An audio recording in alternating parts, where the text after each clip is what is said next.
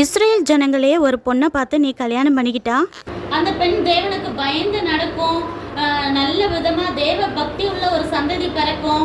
நீ என்ன தேவனவே அறியாத ஒரு பொண்ணை போய் லவ் பண்ணுறேன்னு சொல்கிற அப்படின்னு சத்தம் போட்டு பார்க்குறாங்க, அட்வைஸ் பண்ணுறாங்க. கேட்குற மாதிரி இல்லை. அவர் என்ன சொல்கிறாரு, ஒரே பிடிவாதமா, என் கண்ணுக்கு அவள் தான் பிரியமானவள், அதாவது என் கண்ணுக்கு அவ்வளோதான் ரொம்ப அழகாக தெரியுறா, எனக்கு அவ்வளோதான் ரொம்ப பிடிச்சிருக்குன்னு சொல்லி ரொம்ப பிடிவாதம் பிடிக்கிறார். தேவ பிள்ளைகள் காதலிக்கிறத பைபிள் உற்சாகப்படுத்தலை.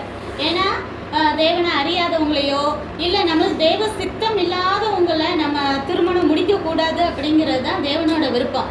ஏன்னா தப்பாக நம்ம செலக்ட் பண்ணி பணத்துக்காகவோ இல்லை அழகுக்காகவோ இல்லை நல்லா படிச்சிருக்காங்க இல்லை நல்ல திறமை இருக்குது அப்படின்னு ஏதோ ஒரு விஷயத்தை பார்த்து வெளியே நம்ம அப்படி தானே பார்ப்போம். வெளிப்பிரகாரமாக பார்க்கும்போது அப்படி பார்த்து ஒருத்தரை திருமணம் முடிக்கும் போது அவங்க ஃப்யூச்சரில் எப்படி இருப்பாங்களோ, அவங்க கேரக்டர் மாறலாம், அவங்க பிள்ளைங்களை ஒழுங்காக வளர்க்காமல் இருக்கலாம். அப்போ அது தேவனுக்கு பிரியம் கிடையாது.